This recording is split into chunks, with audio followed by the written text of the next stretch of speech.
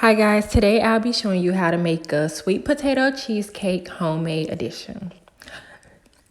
First, you're going to start off with boiling about 3 potatoes, maybe 4, depending on how big they are, boiling for a good hour until they're soft. And then once they're soft and done boiling, you'll peel the scrapings, the skin off, and then you'll put the peelings in the trash and then put the actual sweet potatoes in another bowl. And this process usually only take you a few minutes, it don't really take that long. And they're super, super hot when you take them out, when you drain them out that water. So like it literally was burning my finger while I was trying to peel the skin off. So I would recommend you wear gloves. I didn't, but next time I definitely will probably wear gloves because my fingers was burning. So once you're done with that, the sweet potato should be a nice golden orange color. And you can see this heat coming off of it, So once that's over, you'll start off with some melted butter. And you put that in the sweet potato mix. And then once you're doing that, you'll take some granulated sugar and you'll add that as well. Now, the thing with the sugar, it depends on how sweet you want it. Everybody's sweet tolerance is a little different. And then you'll add some brown sugar as well. You can't forget that brown sugar. That's the important part. So after you add the brown sugar, you'll then get some condensed milk and you'll pour your condensed milk in it, get a good amount. And I measure everything, guys. And then you'll do some ground nutmeg. You'll add it. Perfect for the sweet potatoes. And then you want to take your ground cinnamon as well. Can't forget that. Key ingredient. Once you're done with that, you'll then take some flour. That'll be the next step. Get you some flour and add the flour. So you add the flour. You don't need that much, honestly. And then after you get that, you'll take some vanilla extract, which is a key ingredient, trust me. So you add the vanilla extract. Then you just mix that up real good. But you can't forget the egg. I add an egg in the mixture. That's the last thing I add. And then once you've added that, I usually just mix it all together.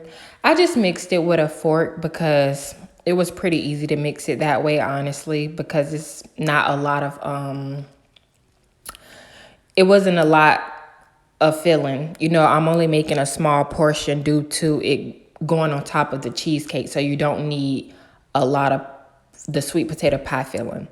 So just mix it real good and it should be real smooth and creamy looking and a nice orange brown texture, So yeah, this is just a little glimpse of how it should look.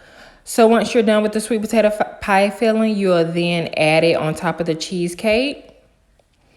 And you want to be real gentle with this process because if you're rushing or just throwing it on top of the cheesecake, you can mix it in and then it'll just look, I don't like that look when you swirl it in together. I just try to keep it on top of each other because I think it just looks neater, So once you just start off by scooping it and just pouring it on there. And then once you've covered all the cheesecake part and got it on there pretty evenly, that's when you'll try to get the corners. Don't forget the corners by the crust. And then you'll just smooth it with a spatula. And this is the easiest part, honestly. You just smooth it and you make sure you got it nice and you make sure you got it covered all the way around. Because you don't want none of the cheesecake to be showing. You want to cover all the corners and make sure it's on there really good. And this process, it usually don't take that long, just a few minutes, honestly.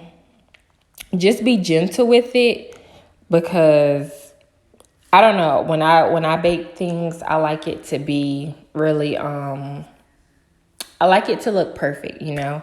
So just be gentle, take your time, don't rush, because you want it to be real smooth looking and flat. So yeah, just make sure you get those corners, smooth it out with the spatula.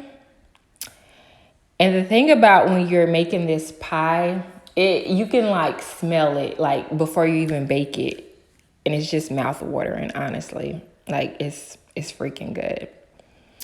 So once you're done with that, you'll put it in the oven for about 50 minutes to an hour, you know.